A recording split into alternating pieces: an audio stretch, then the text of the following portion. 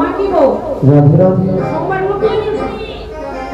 হ্যাঁ, তো আমরা লক্ষ্মী পুজোর দিন কি করি গো? মা লক্ষ্মীকে খুব সুন্দর করে সাজাই গোজাই। আমরা মা লক্ষ্মীর উদ্দেশ্যে নতুন বিষ্ণুর জোর আবাটা টাবাটা দিয়ে স্নান করাই, মা লক্ষ্মীকে সুন্দর করে সাজাই। তারপর মা লক্ষ্মীকে গুড় চিড়ের ভোগ লাগাই, তাই তো নাকি? বাড়িতে হয়তো গুড় চিড়ে দেন তো নাকি? তো আমরা একটা গান গাই, এসো মা লক্ষ্মী বসো ঘরে, আমার ঘরে থাকো আলো করে।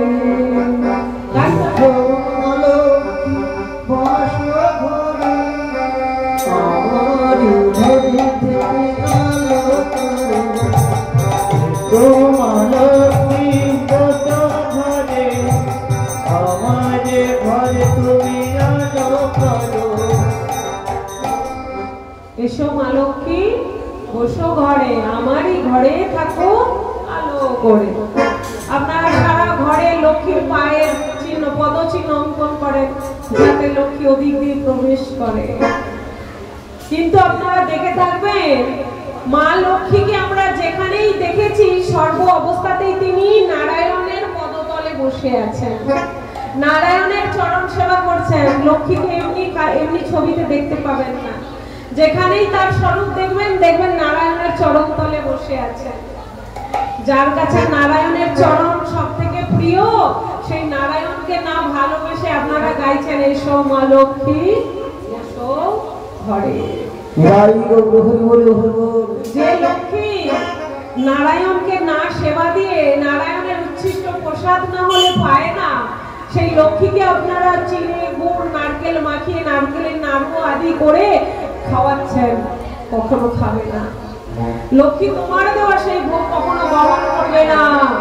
যদি তোমার বাড়িতে কোনো ভগবান মানে কৃষ্ণের চিত্রপট থাকে, সেই চিত্রপটে যদি একটা তুলসী দল দিয়ে সে তাকে ভোগ লাগিয়ে তারপরে যদি ওই প্রসাদটা মা লক্ষ্মীকে অর্পণ করো, তখনই মা লক্ষ্মী সুন্দর করে সেই তোমার দেওয়া নৈবেদ্য সেই কৃষ্ণের প্রসাদ গ্রহণ করবে, তার আগে নয়। কিন্তু আমরা সবাই মা লক্ষ্মীকে সুন্দর করে সাজাই, মা লক্ষ্মীকে আহ্বান করি, তার আগে কেউ আমরা নারায়ণকে আহ্বান করি না, নারায়ণকে সাজাই না। তাহলে লক্ষ্মী কেমন করে আসবে? যদি লক্ষ্মীকে বাঁধতে হয়, লক্ষ্মীকে যদি নিজের ঘরে স্থাপন করতে হয়, তাহলে আগে কৃষ্ণকে ভালোবাসো, আগে নারায়ণকে ভালোবাসো। যেদিন তুমি নারায়ণকে ভালোবাসবে, যেদিন তোমার দ্বারা পুজো সেবাতে নারায়ণ খুশি হয়ে তোমার বাড়িতে অধিষ্ঠান হবে, আলাদা করে লক্ষ্মীকে আর বলতে ডাকতে হবে না। যেখানে ভগবান কৃষ্ণ থাকেন, যেখানে ভগবান নারায়ণ থাকেন, সেখানে সমস্ত দেবদেবীর বাস হয়, সেখানে সমস্ত তীর্থের বাস হয়, সেখানে স্বয়ং লক্ষ্মী দেবী এসে উপস্থিত হয়। তাই বলছি, লক্ষ্মী দেবীকে ভালোবাসার আগে যদি নিজেদের মনুষ্য জন্ম সার্থক করতে চান, তাহলে কৃষ্ণকে ভালোবাসতে হবে, লক্ষ্মীকে ভালোবাসতে হবে। লক্ষ্মী নারায়ণ সবাই আমরা এই যে এখানে লক্ষ্মী নারায়ণ আমরা দেখেছি, নারায়ণের পত্নী হলেন লক্ষ্মী। তাই নারায়ণকে না ভালোবাসলে লক্ষ্মীকে খুশি করা যাবে না। তাই আমাদের একমাত্র উদ্দেশ্য আশীর্বাদ করব। জীবনে ডাক্তার, ইঞ্জিনিয়ার, মাস্টার অনেক কিছু ডিগ্রি লাভ করবে, কিন্তু সব থেকে বড় ডিগ্রি হলো কৃষ্ণ প্রেম ভক্তি। যদি কৃষ্ণ প্রেম ভক্তি না লাভ করতে পারে, তাহলে সমস্ত ডিগ্রি বৃথা হয়ে যাবে। কেন বলছি এই কথাটা?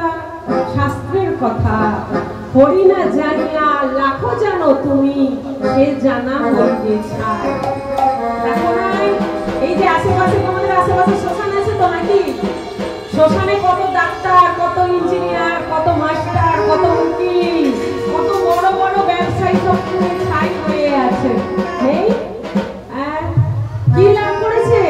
অট্টালিকা পেয়েছিল, ব্যাংক ব্যালেন্স পেয়েছিল, কোটি টাকা পেয়েছিল, সব তো এখানেই ছেড়ে দিয়ে যেতে হয়েছে, ছাই হয়ে শ্মশানে পড়ে আছে।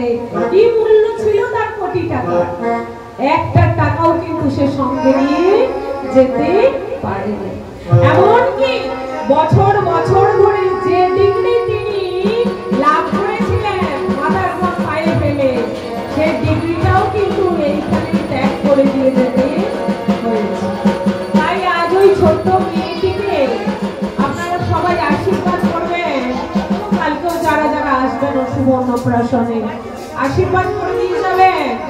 জীবনে যত বড় ডিগ্রি অর্জন করুক না কেন, যতই শিক্ষিত হোক না কেন, যেন কৃষ্ণচরণে ওর ভক্তি গতি থাকে।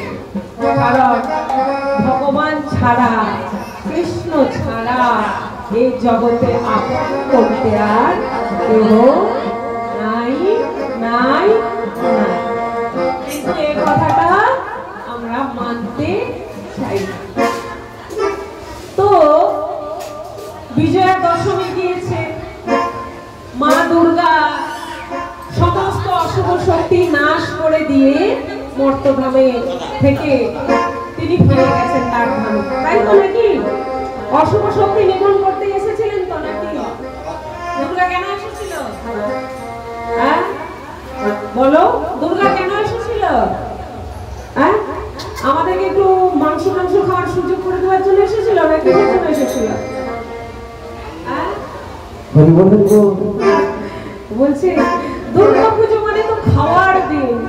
অষ্টমীতে চিংড়ি, নবমীতে মাছ মাংস, দুর্গা পুজো খাওয়ার দিন না, একদম না। দুর্গার ঠাকুর, দুর্গা মা, তিনি আমাদের মা। মা আসেন সন্তানের ভালো করার জন্য। প্রত্যেক বছর বছর মা আসেন পিতৃপক্ষের শেষ এবং দেবী পক্ষের সূচনা করতে। কারণ মা যাওয়ার পরের দিন থেকে একাদশী, সেই একাদশী থেকে নিয়ম সেবা শুরু হয়ে যায়, দামোদর উৎসব শুরু হয়ে যায়। সুন্দর করে ভগবানের উৎসব পালন করতে হয়। আগামী কাল থেকে আমরা বিগত